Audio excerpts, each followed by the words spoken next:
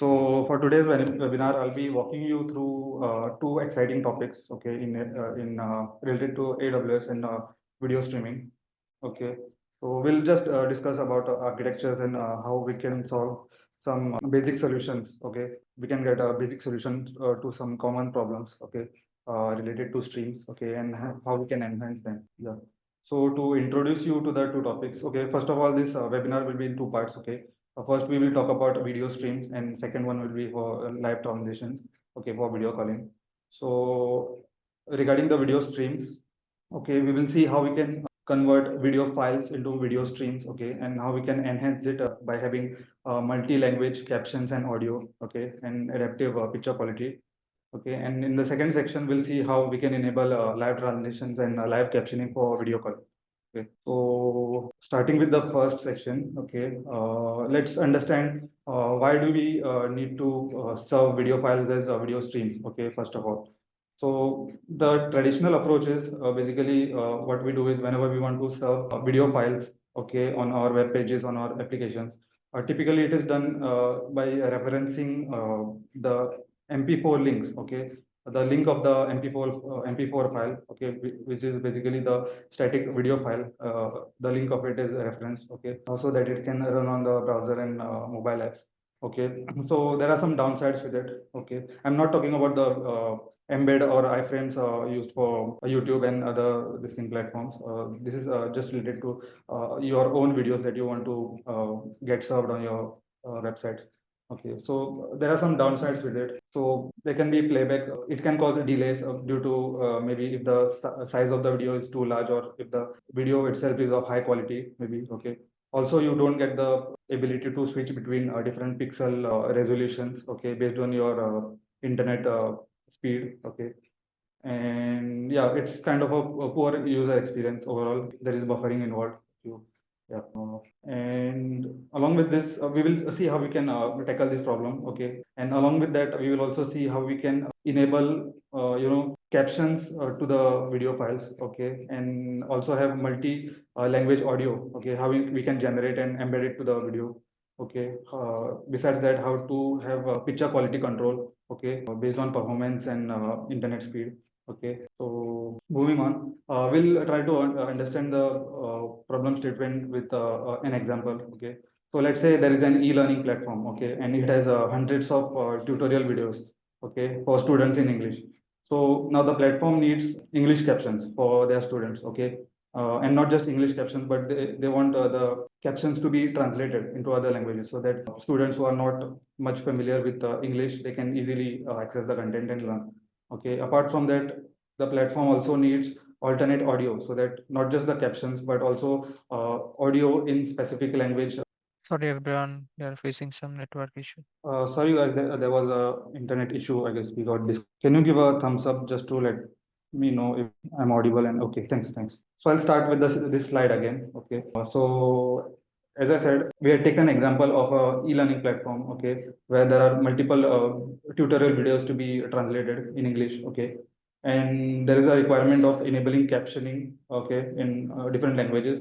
Along with that, adding multiple language audio. Okay, and ability to stream the video, okay, seamlessly, no matter what is the size, okay, so that adaptive bitrate picture quality control is there. And above all, everything, all these requirements should be satisfied on an automated way. Okay, there should be an automated system that should be able to solve this problem. Okay, so to tackle this problem, we have, let's say, what options do we have? Okay, one option would be the easiest.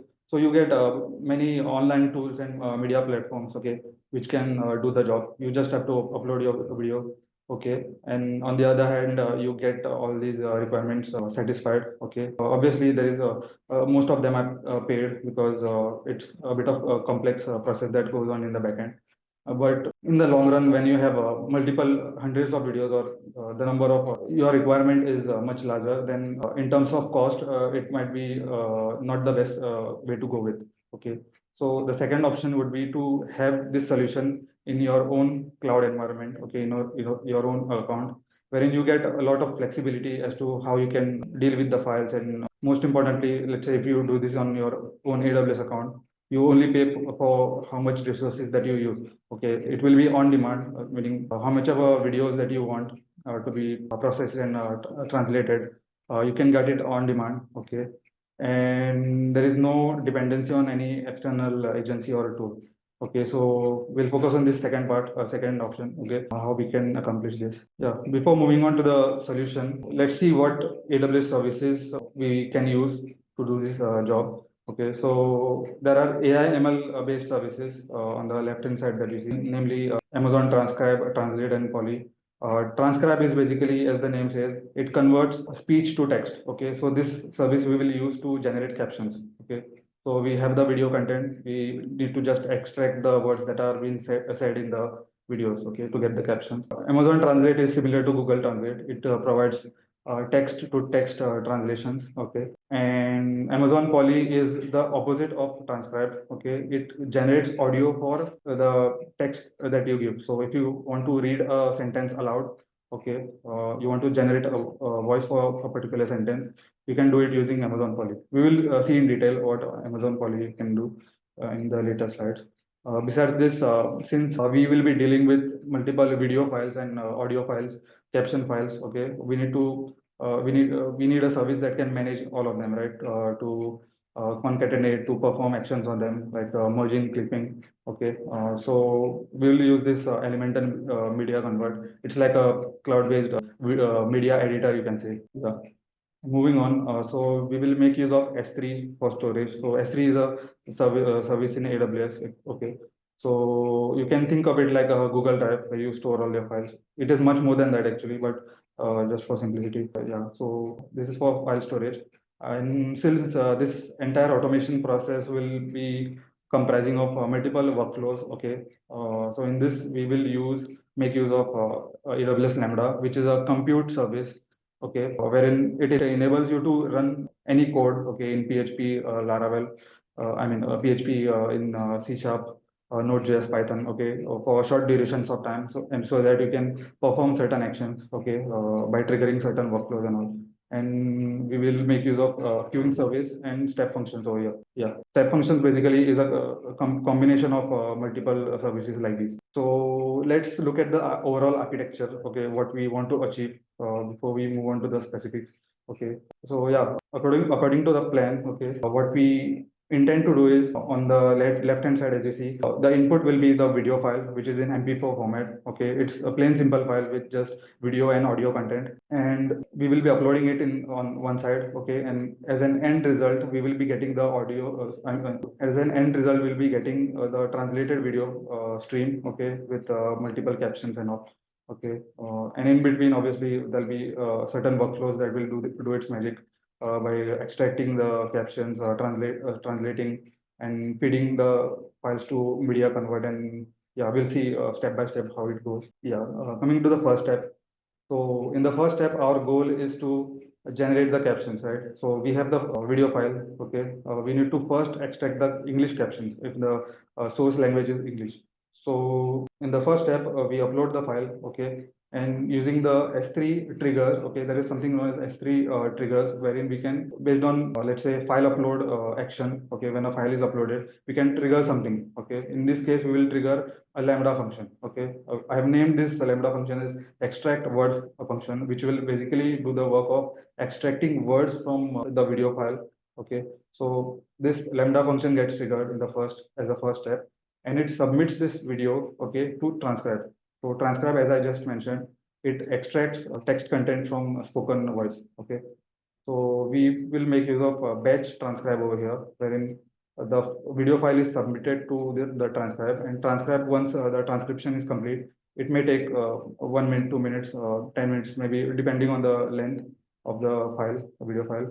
And it will generate a transcript file, which is basically kind of a JSON file in AWS, okay, with lots of data, not just the captions, but lots of other things that we may not require.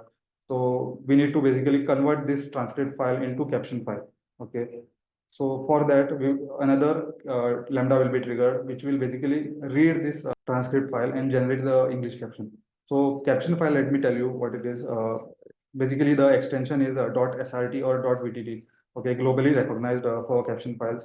Basically, if you use these files with any, let's say, video players like VLC media player and all, you can actually see it basically starts displaying the captions based on the data it is which is there in it. So it basically consists of line by line captions, okay, and the corresponding timestamps when the captions needs to be displayed. Okay, it's a plain simple text file basically. Yeah, moving on to the next step. So we already have the English caption file now. Okay, so the next step is to, since we have the English caption file, we can now translate it to other languages so that we can have the caption files for other languages also ready. Okay, so just like the previous process, this upload action will trigger another workflow.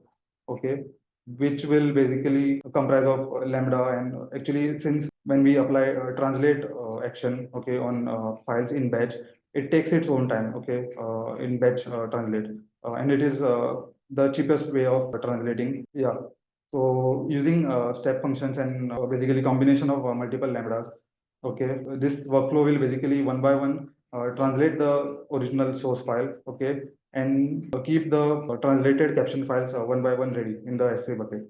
Okay, so this is the, yeah, with this we have the caption files in the second step. Yeah, so the next step is that since we have the caption file for each language, okay, now the goal is to generate audio for each of them. Okay, so this upload action of caption files, translated caption files, will trigger another workflow wherein this audio generator function I've named. Okay, so what this will basically do is it will read these caption files one by one, okay, and read each of its caption lines, okay, one by one, and submit it to Amazon Poly. So Amazon Poly, as I already mentioned, it generates voice for text content. Okay, so this audio generator function will basically submit each caption line by line, okay, and it will get MP3 content, okay, from Poly for each caption. So the responsibility of this function is to get all those line by line audio content, okay, for each caption, and concatenate it together, combine it together, and form the MP3 file for corresponding caption file. Okay. So yeah, as an end result, we will have MP3 file as an alternate audio track, okay, for each of the caption file, okay, for each language. Now, yeah, let's hear more about Poly. Okay, so since I said it's a AI-based voice generator service, text to speech. It's available in 24 languages. Okay, and you can generate any kind of voice that you want, male or female, based on your choosing. Okay, and there are typically 4 types of voices that it can generate. Okay, the first one is standard. It is plain simple. Okay, the cheapest one available. It's normal. There is not much depth in it.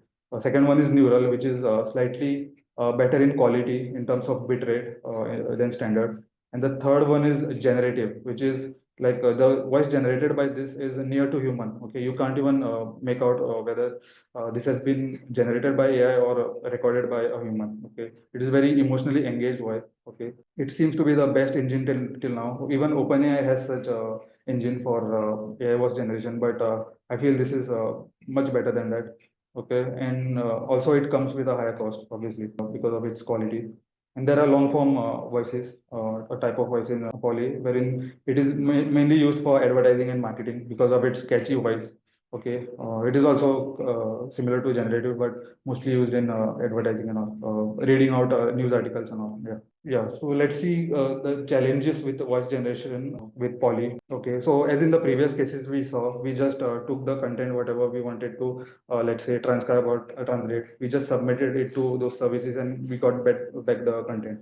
But in case of Poly, it's not like this. Okay, it's not straightforward as far as audio generation is concerned. So the challenge here is that translated sentences, okay, they require different time durations to speak in different languages. So let me explain that with an example. Okay, let's say this is one caption. Okay, one line of caption in the this is one line of caption in the, let's say, the video that is in English and needs to be translated in different languages. So let's assume this line takes 3.5 seconds. Okay, to say it in English, but when you actually translate this sentence in other languages, it may or may not take the same amount of time. Okay, that is 3.5 seconds.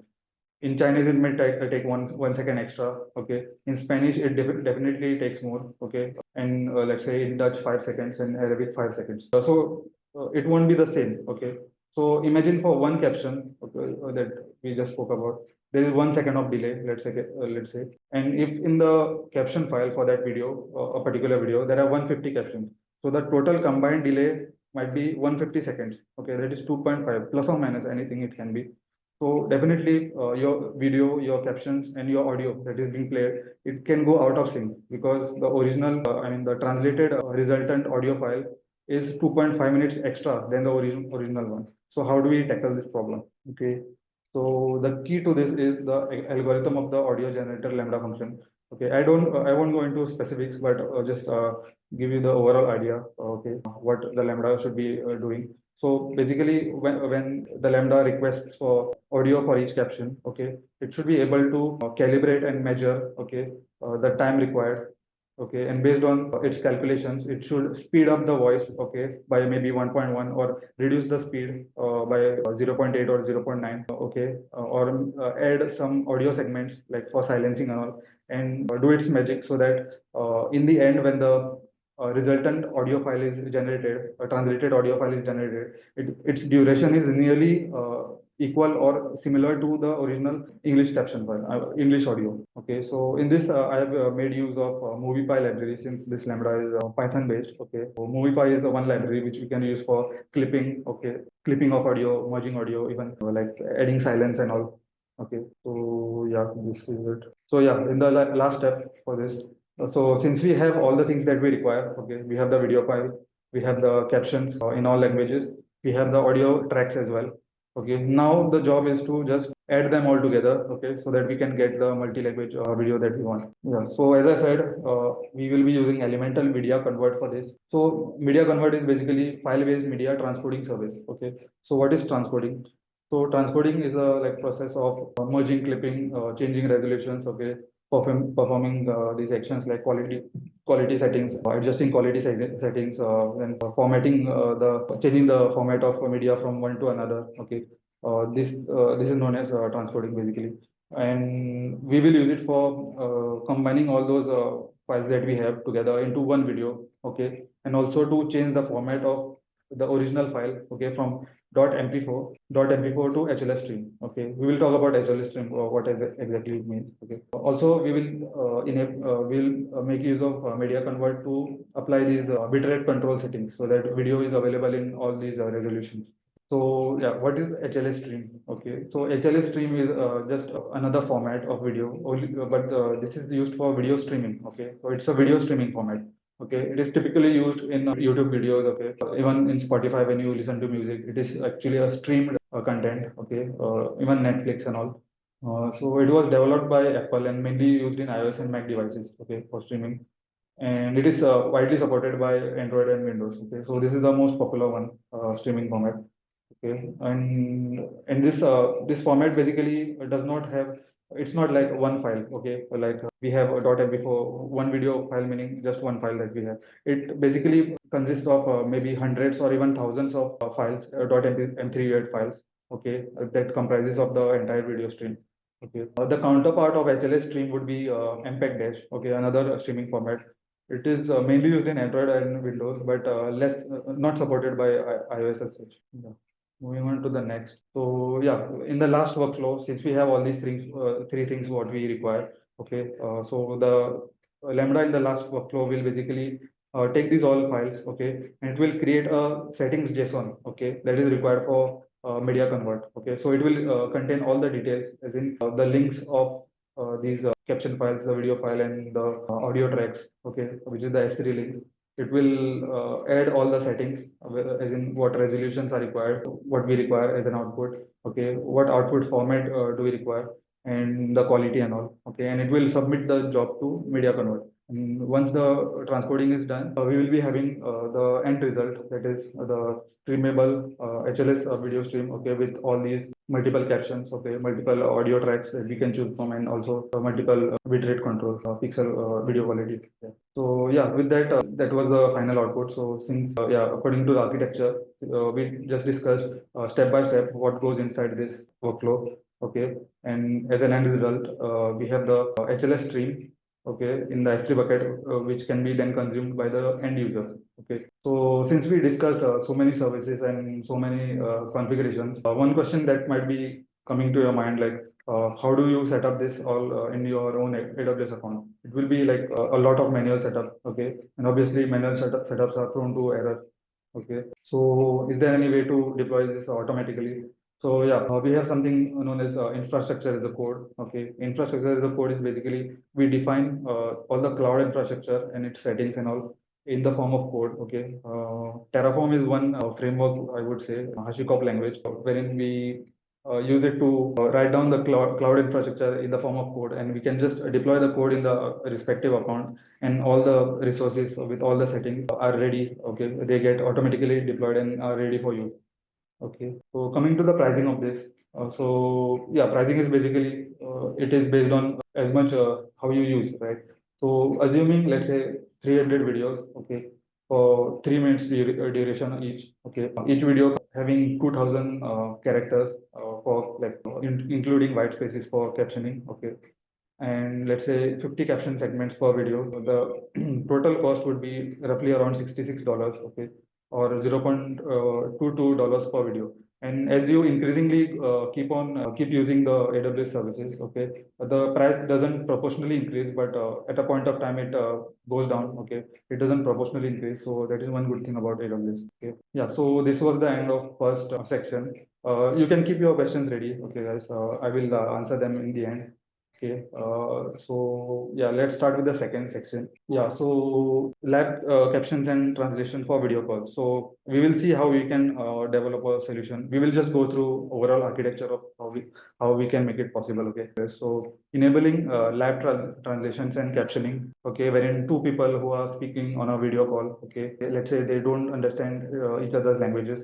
So on the live on the call, how we can enable live captioning, okay, and translate the content for each other. That we will see. Okay, yeah. So let's take a scenario-based example. Okay, of what we need and what we are trying to solve. So let's say there is an organization, okay, that uses Zoom and Twilio for video calling with their clients globally, and also colleagues who are situated in different countries. Okay, and the organization wants to have live translated captioning in the calls, so that people who don't know each other's languages, maybe some new clients, okay, there can be ease of communication. Okay, so for this requirement of a cloud-based native service, okay, that can do the audio recording as well, and we don't have to depend on let's say Zoom, okay, wherein we have to pay for everything, like for storing of the recordings and all. And also we do actually in Zoom there is this live translations and captioning feature available, but it is a bit too costly, okay, based on the use case. So here we will try to see how we can develop a native solution in it, so that we can manage our costs and keep it low. Yeah, so before moving on to the solution, again we will see which AWS services will come to our rescue over here. As we already spoke about transcribe in the last section, we will make use of this transcribe again, but here it is a bit different one. So previously we discussed the batch mode, wherein we submit the files from S3, okay, to be transcribed, okay, and then transcribe gives the output as the output transcript in the another bucket, okay. But here what we want is live transcriptions, right? So we will make use of streaming mode, okay, wherein a constant WebSocket connection is maintained with the AWS transcribe service, okay, and we have to continuously stream the audio, and it gives us a real-time transcription output on the other end. Okay. Along with that, we will also make use of Translate again. Some other AWS services we will use is Fargate and Load Balancer. So Fargate is basically a compute platform, okay, wherein we can run our apps in as Docker containers. So we will make use of this for running our translation server. Okay, this translation server, you can assume it's a Node.js application which hosts WebSocket server, okay, wherein the participants of the call will be joining to. Okay, so yeah, why do we choose ECS Fargate? Okay, one thing is that obviously the compute should be chosen based on a requirement. So if the assuming the requirement is low, okay, let's say 100 calls in a month, and we don't need to maintain servers. Okay, maintaining servers is a tough job. Okay, that is another operational overhead. So to avoid that, we can make use of ECS Fargate. Okay, and each container that runs, each application that runs, it comes with it gets assigned an IP address. Okay, so we will see how we'll make use of it in the further slides. Okay, Moving on, application load balancer. So this type of service is available in almost all the cloud providers. Okay, it is used for routing traffic to destination servers. Okay, so this is the resource which is public facing. Okay, basically. So we will see how we will be making use of this in detail. Yeah, so this is the overall architecture, okay, as in the basically the flow of traffic, how what will happen, how the audio streams will be given to the translation server and so on. So as you see in this diagram, okay, in both the ends there are these participants who have connected to a meeting, okay, both of them are part of a meeting, and both of them have connected to this translation server, okay, which is basically running Node.js application, okay, which is hosting a WebSocket server basically. So since it's a WebSocket server, so in WebSocket connection, what we do is we don't. It's not a request to response basis. Okay, the communication that happens. So we can continuously stream data. Okay, so here the requirement is to continuously stream our audio content. Okay, to the server. So both the participants will connect to this server. Okay, when they join the call.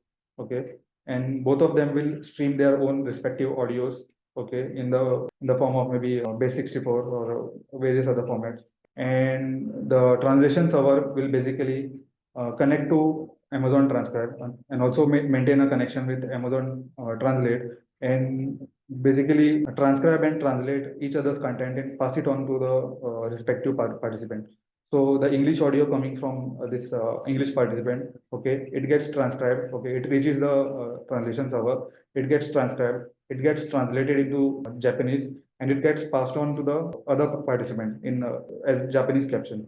And similarly, the opposite thing happens for the Japanese audio. Japanese audio is streamed to the translation server.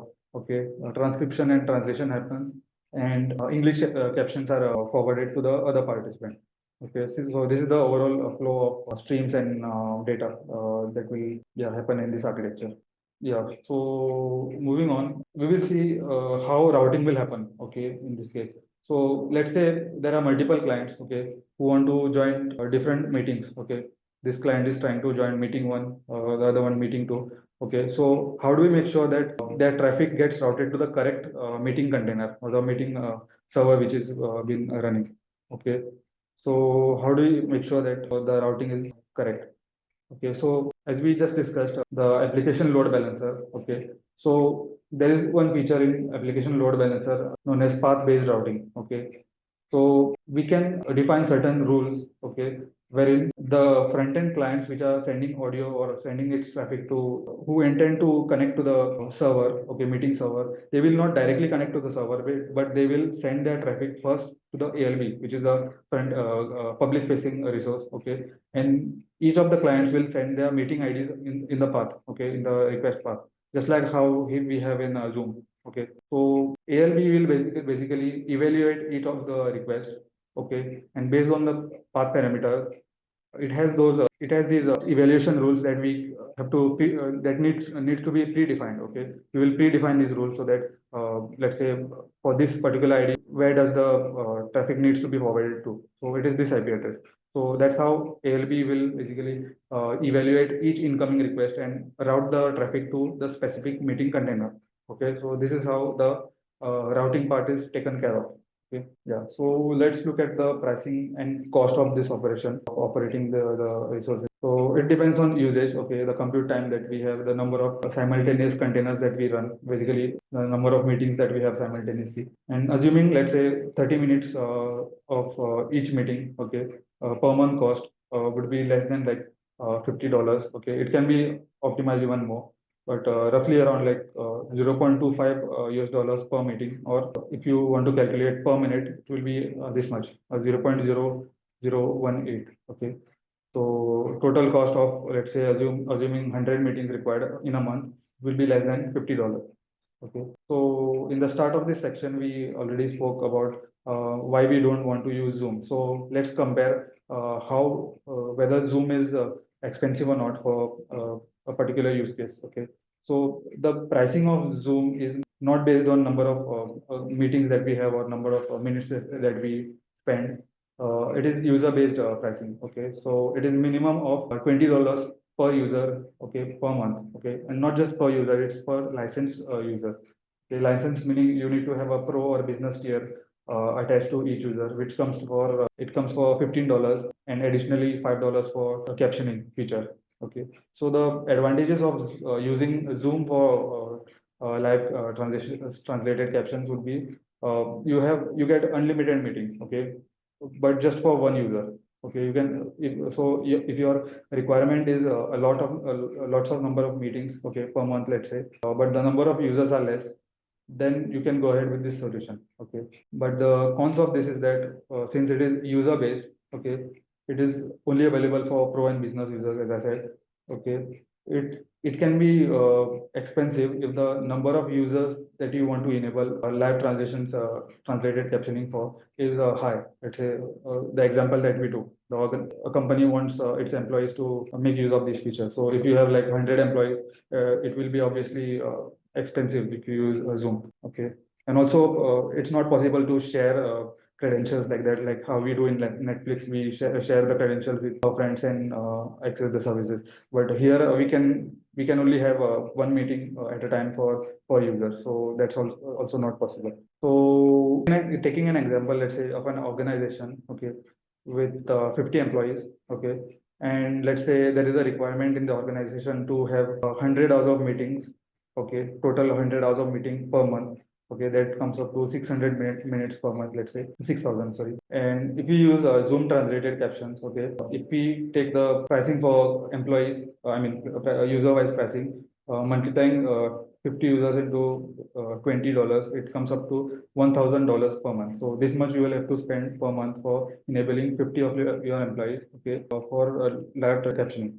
Okay, but on the other hand, if you make use of AWS infrastructure for this, okay, for those number of meeting hours, okay, the total cost would be roughly $50 a month, and there is no bar on number of users you can have. Okay, you just you just start the translation server that I just mentioned. Okay, and connect users to it directly. Yeah, since it is a minute-wise pricing. Yeah, so advantages of this solution built on AWS will be you get flexible customization. Okay, since you have the complete control over the audio that is streamed to your server, you can store it as you want. Okay, in S3 maybe you don't even have to pay extra for the Zoom services for storing your recordings, audio recordings and all. Okay, this is best suited for when you want to allow large number of users to have a live translated captioning. Okay, so this solution can be integrated with Zoom and Twilio as well. But only thing, there is some customization required. Okay, so that along with the video calling that you have with Zoom, you also have to separately send the audio to this live translation server. Okay, so some customization is required for this.